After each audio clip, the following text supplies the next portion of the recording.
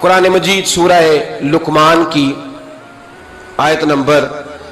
17 ہے۔ حضرت لقمان اپنے بیٹے کو نصیحت کر رہے ہیں، باپ بیٹے کو نصیحت کر رہا تھا، باپ اپنے بیٹے کو سمجھا رہا تھا۔ میرے رب کریم کو باپ بیٹے کا سٹائل اتنا پسند آیا کہ اسے قرآن پاک میں بیان فرما دیا۔ کبھی باپ بیٹے کی گفتگو بھی کسی نے نقل کی ہے،